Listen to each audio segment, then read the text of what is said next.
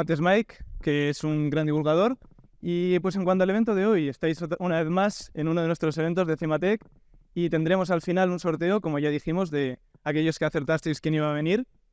Y poco más, sin más dilación, teniendo en cuenta que luego tendréis también una ronda de preguntas cuando él acabe su presentación, pues damos la bienvenida a Mates Mike. Un aplauso, por favor.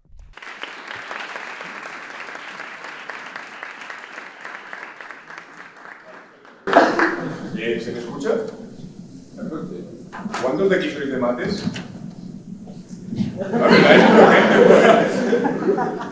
Vale, entonces, nik ere naiz, Valentziakoa naiz, baina Bilbon bizi naiz, eta orain doktoratzea ikasten ari naiz, bai?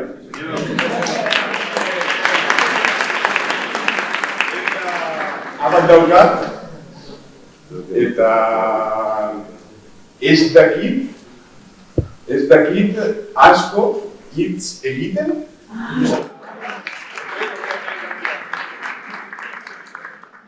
Vale, entonces, voy a hablar de cómo calcular el número Piagostias, que estamos en Bilbo, pues hablamos de cómo calcular el número Piagostias. Vale, sí, entonces, os voy a contar un problema de cómo calcular el número pi, que me pareció impresionante, lo descubrí cuando estaba en la carrera y ahora cuando era de la escuela de Julia. Y bueno, esta charla está un poco orientada a gente que no estudiaba física ni mates, así que lo primero que defino es lo que es el número pi, que es la relación entre la longitud de una circunferencia y su diámetro.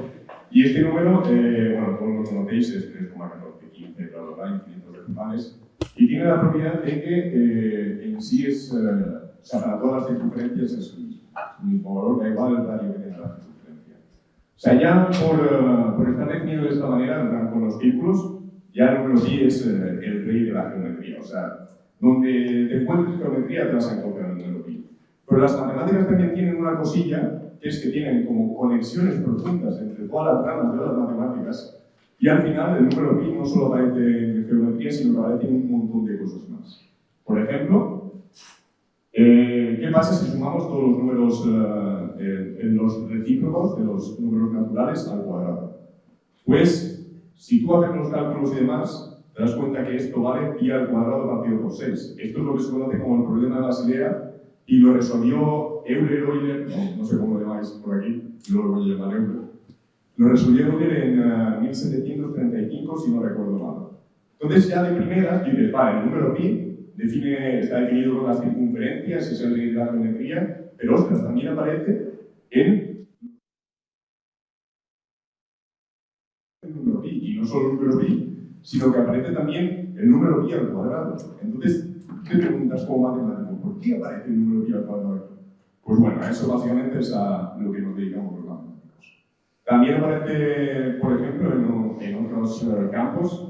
Esto es para calcular el factorial. El factorial de un número es, por ejemplo, el factorial de 7 es 7 por 6, por 5, por 4, por 3, por 2, por 1. Estoy explicando un poco esto porque han venido mis colegas que no entienden nada de mates, entonces para que me entiendan. Bueno, que en sí hay una fórmula que se llama la fórmula de Stirling, que es muy útil para calcular o para aproximar el factorial de un número cuando Sn es muy grande. Y sin embargo, también aparece raíz de 2pi por n por ahí, o sea, el número pi también está para calcular factoriales cuando en un principio no tendría nada que ver. ¿Qué más? Por ejemplo, si tú pillas dos números, la probabilidad de que esos, probabilidad hablando muy poco rigurosamente, si tú pillas dos números al azar, la probabilidad de que esos números no tengan ningún factor en común, que no compartan ningún factor en común, es 6 partido por pi al cuadrado.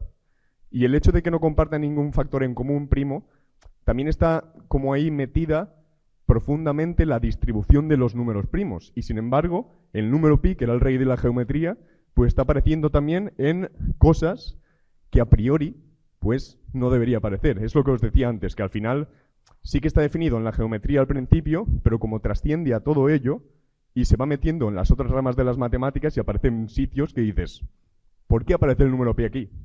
Pues este es un buen ejercicio para hacer también si queréis sacarlo. Se utiliza la función z de Riemann por ahí, si queréis sacarlo, pues adelante. Bueno, entonces claro, el número pi es importante en matemáticas. Entonces, como hay pocos de matemáticas por aquí, a los matemáticos nos da igual calcularlo en sí, pero en sí sí que nos importa calcular los decimales del número pi hasta cierto grado. Entonces, ¿cómo lo calculamos? No solo los matemáticos, los físicos, los ingenieros y demás. ¿Cómo calculamos el número pi? Entonces, hay muchas maneras de hacerlo. Por ejemplo, la más normal, si tú tienes un círculo de radio 1, por ejemplo, el área de este círculo es pi por r al cuadrado. Si el radio es 1, el área es pi. Entonces, nosotros medir áreas de cosas redondas es un poco complicado, pero sí que podemos medir cosas rectas, por ejemplo, polígonos. Entonces podemos aproximar el área de una circunferencia por polígonos. Joder, estoy señalando ahí, no veis nada. Está aquí, ok. Bueno, sin más. Entonces sí, si calculamos el área de este cuadrado, pues veréis que es 2,82 algo, que no es pi, pero si en vez de considerar un cuadrado consideramos, por ejemplo, polígonos de más lados, pues cada vez el área se va aproximando más al número pi y así podemos aproximar pues justo el número pi. Y lo que pasa es que este método es muy poco eficiente porque al final necesitamos 67 lados para calcular solo 2 cifras decimales, o sea, es un poco mierda. Vale, ¿qué más podemos hacer? Por ejemplo, tenemos la fórmula de Wallis. La fórmula de Wallis es un producto infinito de números. Arriba tenéis todos los números pares y arriba tenéis los números impares, al cuadrado las arriba y abajo. Y si haces todo, esto converge, si los haces infinitos, esto converge a pi partido por 2.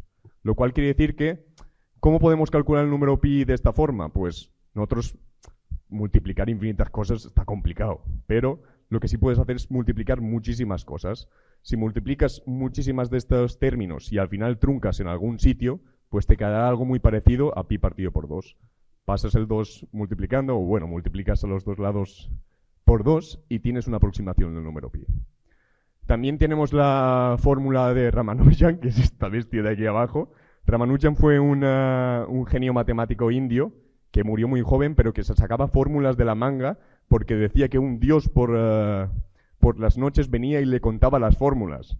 Entonces se sacó esta fórmula de la manga para calcular el número pi. 1 partido pi es todo esto.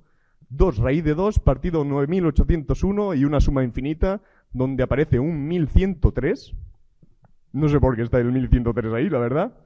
Pero la cosa, de nuevo, vuelvo a lo de antes. Al final, el número pi estaba en geometría y de repente aparecen fórmulas de este estilo que dices, ¿por qué pi debería estar aquí? ¿Y por qué 1103? ¿Por qué 1103? O sea, no tiene sentido. Entonces, ok. Otra fórmula de aproximar el número pi es el método de Monte Carlo, que si estudiáis alguna ingeniería seguro que lo habéis visto en algún momento. El método de Monte Carlo consiste en bombardear aleatoriamente un cuadrado que tiene un círculo y contar cuántos puntitos se quedan dentro y cuántos fuera. De esta forma, imaginad que el círculo, por ejemplo, tiene radio 1. Si tiene radio 1, su área es pi. Y si tiene radio 1 justo, el cuadrado es de 2 por 2, o sea, tiene área 4. O sea, la proporción entre áreas es pi sobre 4. Entonces, ¿qué pasa? Que de alguna forma entiendes que si bombardeas aleatoriamente puntos en el cuadrado, pues la proporción que quedan dentro sobre el total también tiene que ser más o menos pi partido por 4, la proporción entre áreas. Entonces, ¿qué pasa? Cuentas los puntos de dentro, cuentas los puntos totales, haces la proporción, lo multiplicas entre 4 porque es el área del cuadrado, y despejas si tiene pi. ¿Problemas? Te hacen falta 2000 puntos para calcular una cifra decimal. O sea, este método es súper malo. Pero también se puede hacer el método de Monte Carlo de forma curiosa. No sé si conocéis, este tío es también un youtuber de ciencia. Y el tío se pilló una escopeta y empezó a disparar a un tablón donde tenía estas formas que os estaba diciendo. Por supuesto, lo hace sin mirar, porque tiene que ser aleatorio. Por cierto, esto no lo hagáis aquí en la facultad, creo que ya hubo un incidente por ahí. Por favor, no lo repitáis. Pero lo que hace el tío es, cuenta cuáles han quedado dentro de los círculos, cuenta todos en total y lo multiplica por 4, lo que os estaba diciendo, y después de utilizar la ametralladora esta, le da que pi tiene que ser más o menos 3,14. O sea, espectacular. Calculando el número pi con con una escopeta. Entonces, ok. Hemos visto muchas formas de calcular el número pi. Entonces vamos a hacer una gráfica. En el eje X, originalidad. Y arriba, eficiencia. Entonces, estaréis conmigo que la primera, o sea, no era eficiente, necesitabas un montón de cosas para calcular 2 cifras decimales. Y además, original no es porque estás como calculando el número pi con su propia definición, que es la de los círculos. Entonces, la ponemos más o menos poca originalidad y además muy poca eficiencia. ¿Qué más? Tenemos la fórmula de Basilea, la que demostró Euler. Esto también puedes calcular el número pi. Lo mismo que con el producto infinito. Calculas muchísimos términos, multiplicas todo por 6, luego tomas raíz cuadrada y puedes tener una aproximación del número pi. Original, pues, más que esta, porque, quiero decir, ahí ya no parece que haya círculos, ¿no? ¿Dónde están los círculos en esta fórmula? Y además está pi al cuadrado, o sea, original es un rato. Eficiente es muy poco eficiente también. Es un poquito más que esta, pero en sí no es mucho. Después tenemos la fórmula de Ramanujan. Original, es bastante original. De hecho, creo que la pondría un poco más hacia la derecha del problema de Basilea. Pero lo que tiene la fórmula de Ramanujan es que es muy eficiente. Si os fijáis en el sumatorio, tenéis cosas a la cuarta, 396 elevado a 4k, el k va de 1, 2, 3, o sea, cada vez son números muy pequeños. Entonces, esto evaluando el sumatorio igual con un término solo, igual ya tienes 15 decimales de pi. O sea, quiero decir, eficiente es de la hostia. Y bueno, la ametralladora creo que tendría que estar más hacia la derecha de originalidad, pero también es muy poco eficiente. Ya habéis visto que es el equivalente a poner los puntos en el cuadrado. Eficiente no es, pero original es la hostia. Vale, pues lo que yo descubrí, un método para calcular el número pi, a hostias, yo creo que es todavía más original que el de la escopeta. Por supuesto no va a haber más escopetas en esta charla, pero y es curioso porque es una historia de... Yo estaba en segundo de carrera o tercero de carrera o así, y tenía un examen de análisis matemático, no sé si era análisis 3 o análisis 2, al día siguiente. Y lo que hice fue, o sea, me gusta estudiar de noche y me fui a la biblioteca de noche. Y no sé si conocéis un canal de YouTube también matemático, Triblu One Brown, ¿conocéis? Bueno, es otro youtuber de matemáticas en sí, muy famoso, diría que el más famoso del mundo igual. Y el tío, cuando llegué a la biblioteca, el tío había subido un vídeo sobre un problema. Y el problema era: ¿por qué cojones aparece pi en esta cosa que os voy a mostrar a partir de ahora? Y yo lo vi y dije, ostras, ¿por qué aparece el número pi aquí? Y tenía examen de mañana, ¿por qué aparece el número pi aquí? Entonces los miré a los dos a los ojos y dije... Y me fui a por el número pi. O sea, no estudié esa noche, solo me dediqué esa noche a intentar entender por qué aparecía pi en una cosa que no tenía por qué aparecer el número pi ahí a priori. Y es la siguiente. Vale. Imaginad que tenéis una pared aquí, ¿vale? Y tenéis un bloque de allí de 1 kilo y un bloque de allí de 1 kilo. El rojo se va a mover hacia la izquierda. Y, bueno, no va a haber energía, sin rozamiento, bueno, todo ideal, digamos.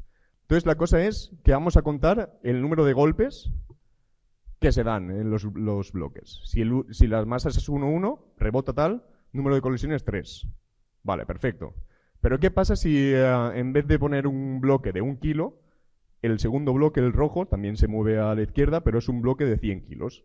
Pues ahora al azul le costará un poco más desviar el bloque rojo de vuelta, pero son 31 colisiones. Ok, vale, vamos a aumentar. En vez de... teníamos 1, 100, ahora 10.000. A ver cuántas colisiones son. Vale, espera un momento.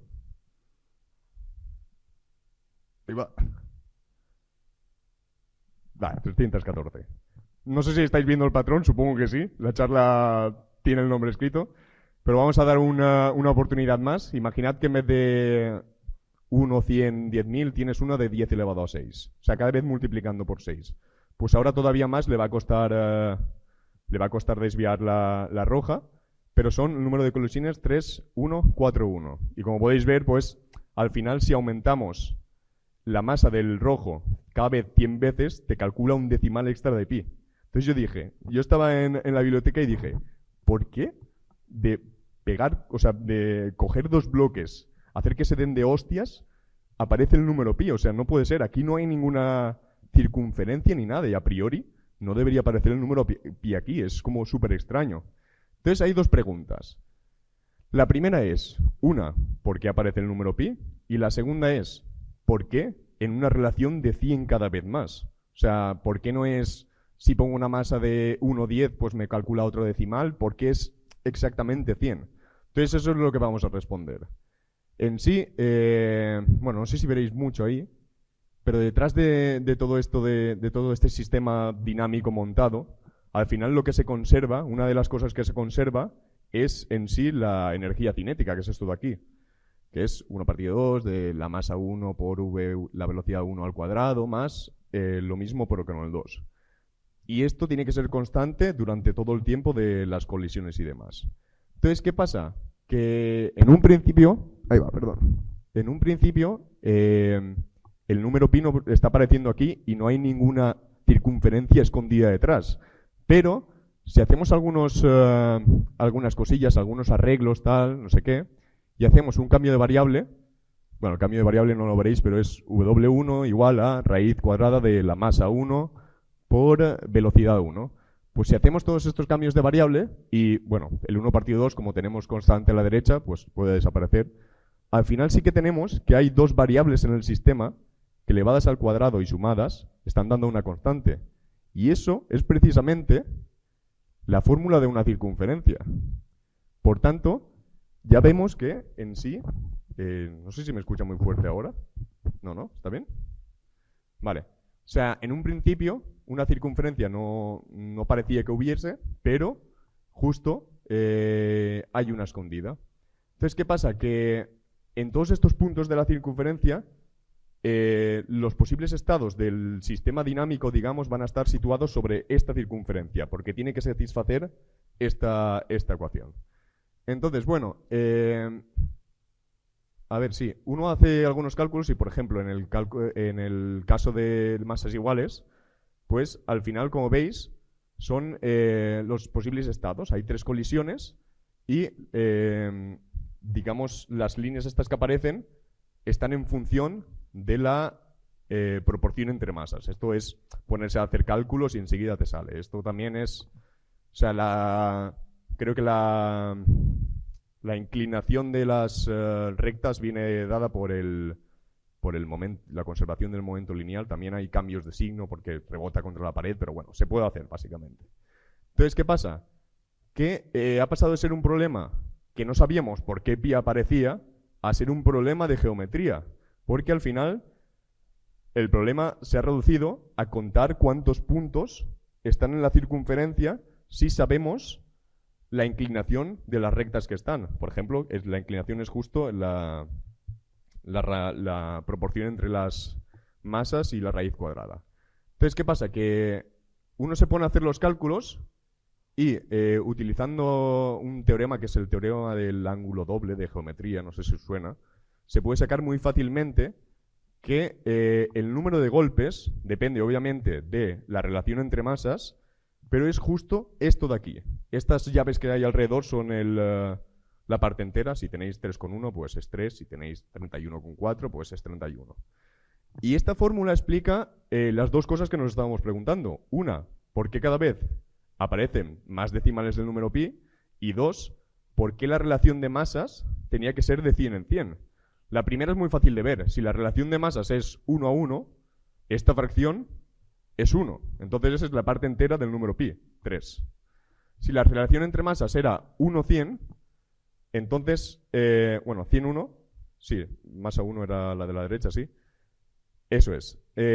Si la relación es 100-1, es raíz cuadrada de 100, partido 1 es 10, es parte entera de 10pi, el 10 por pi desplaza un decimal, tomas la parte entera y te sale 31. Si esto es 10.000, raíz cuadrada de 10.000 es 100, por tanto sería parte entera de 100 por pi, multiplicar por 100 desplaza 2 decimales, pillas la parte entera, te sale 314. Y eso explica por qué justo aparece el número pi en las colisiones que estábamos viendo. Y la segunda cosa es que esto también explica por qué ¿por qué las relaciones tenían que ser de 100 en 100 y no de 10 en 10? Y es porque tenemos la raíz cuadrada. Necesitamos que, o sea, para que aparezca un decimal más, necesitamos multiplicar pi por 10, por ejemplo. Y para que una raíz cuadrada sea 10, pues tiene que ser 100. Para que sea 100, tiene que ser 10.000. Y por eso teníamos que ir multiplicando de 100 en 100, porque ocultas estaban como las raíces cuadradas. Y estaban ocultas porque, o sea, estas raíces cuadradas aparecen porque tenemos la conservación de la energía. Y en la conservación de la energía hay cosas elevadas al cuadrado. Entonces, cosas de despejar y demás, pues al final te aparecen raíces cuadradas. Entonces es un problema muy bonito, pero claro, ¿cómo de eficiente es? Pues bueno, para calcular 15 decimales habría que poner una masa de 1 kilo a la izquierda y una masa parecida a la del Sol a chocarse contra una masa de 1 kilo. Y yo creo que inviable. También podrías modelar un sistema físico en un software tal no sé qué, pero yo qué sé, es más fácil pillarse la escopeta, ¿sabes? Entonces, para calcular 18 decimales también tendrías que poner el equivalente a un agujero negro, por ejemplo, el centro de nuestra galaxia, de Sagitario a Estrella, creo. ¿Puede ser? Bueno, pues tenías que poner esto. Entonces, bueno, a ver, original es, pero eficiente es muy, muy poco eficiente. Entonces yo lo pondría justo un poco más original del de la escopeta, que también es muy original, pero como le guardo un cierto cariño, pues lo pongo un poco ahí. Entonces, yo creo que ya está. Es que ricasco y bueno, espero que os haya gustado la charla.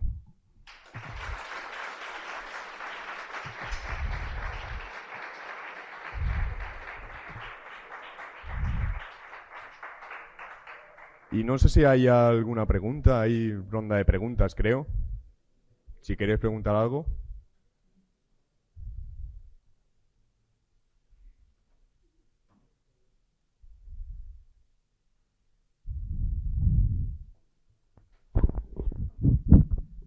Hola, no sé si... Sí, vale. El siguiente vídeo, no sé cuándo va a ser, que sacaste uno ayer. Sí. ¿Cuándo es el de tensores? Porque no sé cuándo toca de tensores. En todas las charlas, absolutamente en todas, me preguntan lo mismo. Ya veremos. La pregunta es, ¿qué es un tensor? ¿Tú sabes qué es? Una matriz gorda. Muy gorda. Ni idea. No sé cuándo lo sacaré. Voy a intentarlo, pero es que, joder, yo creo que en la carrera yo no di tensores en sí. O sea, creo que era de una asignatura por ahí optativa o así, pero yo no di tensores, me tendría que poner a estudiar. Sí, le pediré ayuda también a un colega que también estudia por aquí y sabe más, pero bueno. Ya veremos, no lo sé. Puede que este año. Lo sé.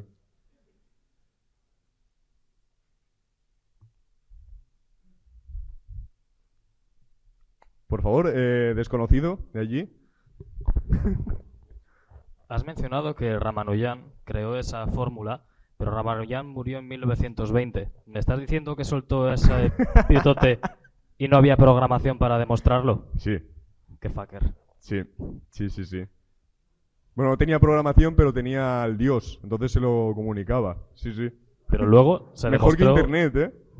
se demostró computacionalmente y de verdad. Sí, esta fórmula funciona, sí. O sea, no se ha demostrado computacionalmente, se ha demostrado justo matemáticamente. Es espectacular lo que hizo ese hombre, sí. Tenía también como un cuaderno de notas por ahí que de repente aparecía pi, en plan, pi es esto. Y era un tochaco así, y dices, ¿cómo? Y de repente era como, había un 4 elevado a n al cuadrado más 27 partido n. Y dices, ¿por qué el 27 partido n? Es que no sé. Pero sí.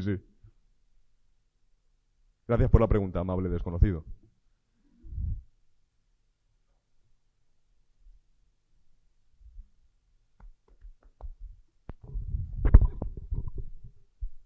Mi pregunta va a ir un poco más en el tema de la divulgación.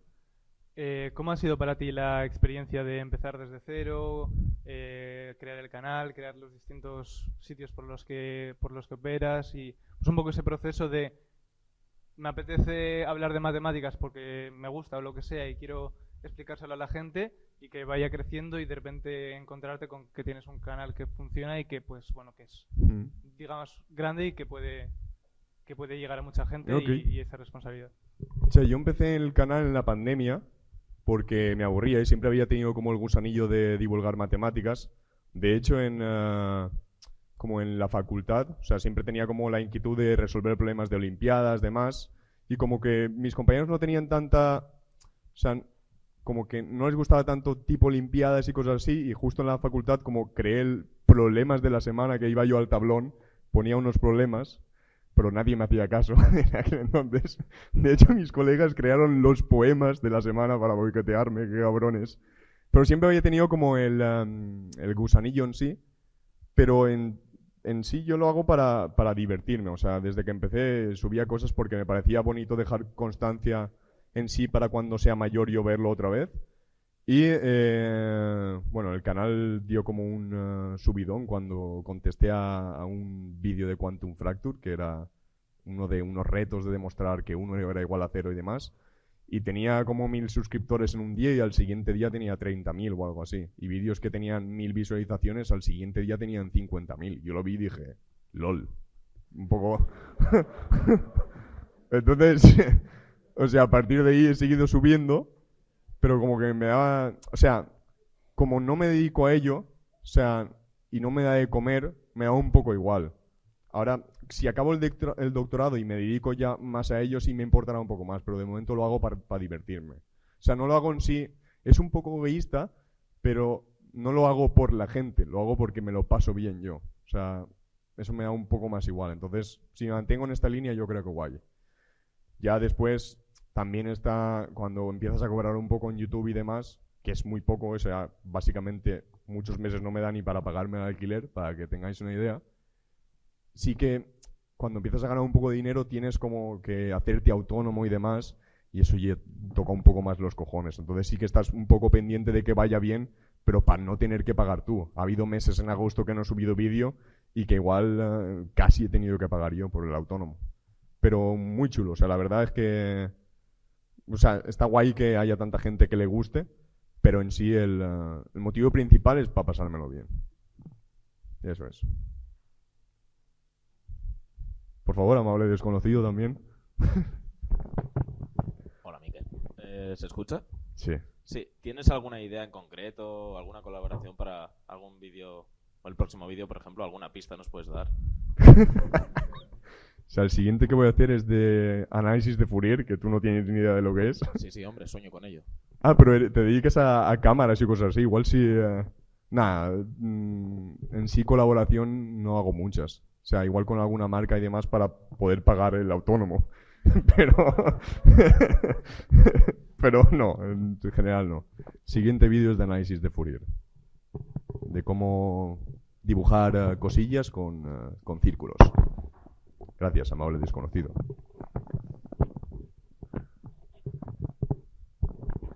Hola, ¿se escucha? Bien. Sí, Bueno, yo te quería pedir una opinión personal, ¿vale? sí.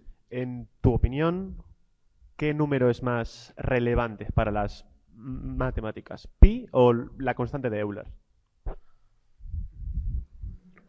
Depende de qué parte de las matemáticas en sí. O sea, el más famoso obviamente es el número pi, pero cuando te mueves a cosas de análisis y demás, sin duda alguna el número de Euler es el más tocho. O sea, más importante, es que... ¿Y con cuál te Opinión quedas? personal, Sí. número de Euler. Pero eso, opinión personal. Otro día del número de Euler. Es rápida, de sí o no. ¿El cero es natural? No. Nah, en verdad, siempre hago esta broma, pero en sí, ¿qué más da? El un medio natural y ya está. No, da igual. Sí. ¿Tú piensas que sí? Está bien. Se ha quedado todo indignado el pobre. Joder. ¿Qué más da? O sea, la respuesta es que da igual. Lo defines al principio y ya está.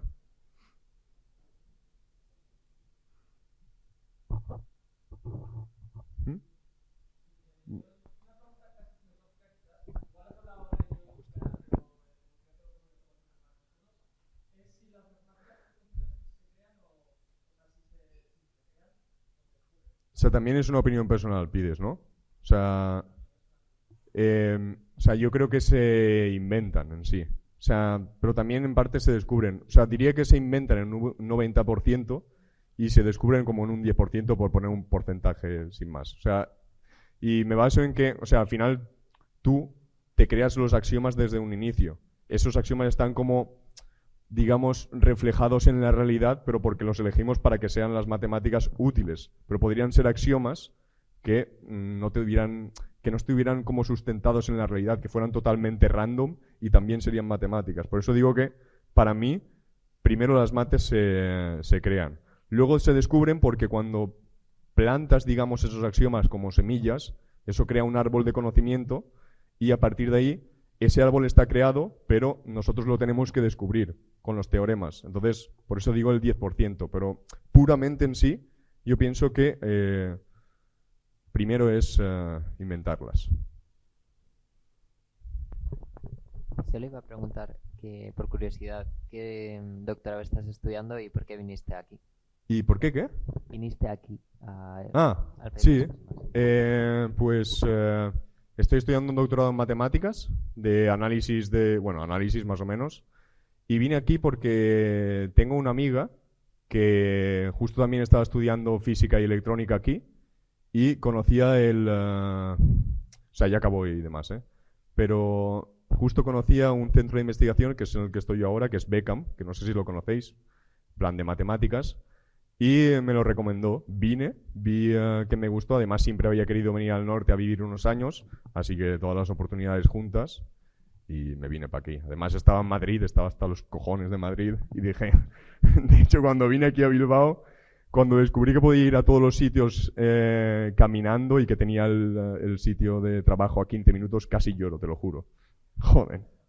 Es que en Madrid era 1 hora y media o así cada vez. Oh, mierda. Eso.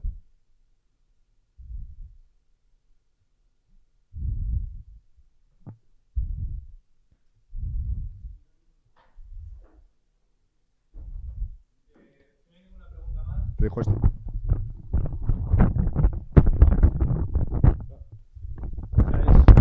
Sí, es un detallito para ti por venir aquí a darnos la charla. Nos puso a sacar una foto, sí, igual, bueno, vale. Vale, eso. Sin más.